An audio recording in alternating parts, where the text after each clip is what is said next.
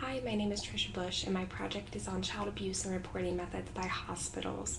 I chose this because I read a child called It, where the child goes into the hospital and shows obvious signs of abuse, and the doctor does not report it. So it takes a longer time for him to have intervention. So that's why I decided to do this. So although medical professionals are legally obligated to report child neglect and abuse, there are many barriers to ensuring that abuse or neglect is reported. Many professionals lack the training, support, and experience to report suspicions to the proper agencies. Furthermore, too often the signs of abuse are not even recognized in this setting, or practitioners are uncertain about the degree of risk toward the child. And this is an imperative place to recognize and report abuse as children are being physically assessed. And according to Hampton and Newberger's research on child abuse incidents and reporting by hospitals, 50% of cases described as abusive in 1985 or 86 at hospitals were not reported. And then going forward, in Lazenbot and Thompson-Cree's 2009 study, although 12% of community midwives encountered a definite case of child abuse, only 2% reported the abuse, leaving a 10% gap between reporting and identifying definite cases of child abuse. And although these statistics are slowly improving with intervention, we still have a really far way to come to ensure that children brought to the hospital with signs of abuse and neglect are receiving proper intervention by the health professional who's legally required to do so. And I will discuss 3 different causes of these poor levels and accuracy of reporting, and then discuss solutions to overcoming these causes. The first cause that I explore is that health professionals lack the support, training, and experience to report abuse when it comes before them. Curtin, Turman, and Larson's research on the role of physicians in reporting and evaluating sexual abuse cases mention how physicians do not have rigorous training in spotting evidence of abuse or ensuring that the proper evidence is collected to present at trial. Lazenbot and Thompson-Cree's 2009 study said that a quarter of hospital-based midwives reported to have received training on domestic violence and 40% on child abuse, and obviously that is not enough. The authors argue that this isn't an extremely standardized process as to how to conduct exams when one suspects abuse, and so the reporting process is not well coordinated and does not include detailed protocol. And this leads us into cause number 2, which is the lack of a clear definition, strategies, and policies in evaluating abuse. Hampton and Newberger's research discussed how the assessments that professionals in hospitals do could help uncover child abuse. The study blamed lacking a clear definition and objective judgment in evaluating whether or not a child is being abused as one reason why providers do not always report abuse. Likewise, Ben-Bashidi, Davidson, Arid, and Shen's research talked about how the decision to report is often ambiguous and filled with uncertainty because there is often not enough strong evidence to report child abuse, and often there is not enough time to do thorough assessments.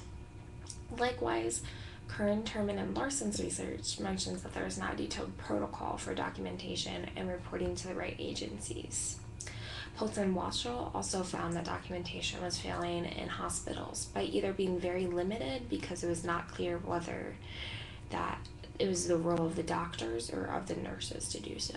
And I quote, "The lack of documentation does not allow alerts to be raised if a child is a frequent attendant to accident and emergency departments and may therefore impede future reporting." The third cause that I discuss is the bias and stereotypes that impact the rates of reporting for certain groups. Ben-Bashidi, David Arid, and Shen's research focused on factors that led to practitioners reporting cases to Child Protective Services, particularly the biases and stereotypes that led to reporting. Judgments are incredibly important because health professionals could fail to protect a child if they miss a sign, or they could harm a family by falsely reporting them. Non-native families to the nation, single-parent families, families not living in their own home, and those with more economic difficulties were more likely to be reported than their counterparts. Hampton and Newberger's research backed up these findings. They found whether or not the cases were reported often had to do with income, whether it was emotional or sexual abuse, race, and also the maternal employment. When the mother was not thought of as the person who was harming the child, the case was much more likely to be reported. Another interesting point by Kearns, Sherman, and Larson were that health professionals' legal role in reporting child abuse is often difficult to mix with the relationships that providers have with their patients, as far as confidentiality and having a friendly relationship with the family. So if these personal relationships exist, it could definitely impact the ability for a health professional to report, because they may fear harming the relationship or even may fear retribution. Piltz and Giles furthered this idea by discussing in their 2009 study that reporting was viewed as especially difficult in small communities where it could be deduced who made the report, and where there's overlapping of personal and professional lives.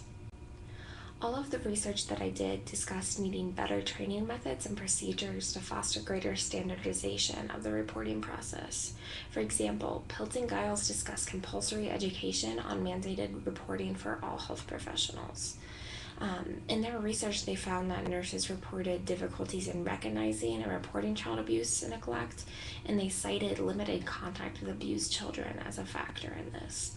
This means that health professionals need to spend more time around children who have been abused or neglected in order for them to better be able to recognize it in the future. And to me, this makes a lot of sense because I grew alongside somebody who's autistic, which makes me better able to recognize when someone is on the autism spectrum when I meet them. So I could definitely see how spending more time around abused children could make me better be able to recognize whether or not a child is abused. And then according to Ben Beshty, David Arid, and Shen, revamping the strategies and policies that health professionals are given to address child abuse will also limit bias in reporting.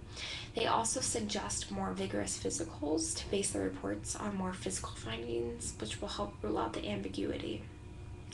And this all leads into the goal of less biased reporting and greater confidence for health professionals that they're making the right decision in reporting.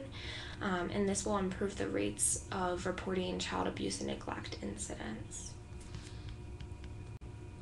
As you could see throughout my presentation, I put references on each slide for clarity and citation purposes, as I also spoke them out loud, but I've also put a comprehensive reference page at the end.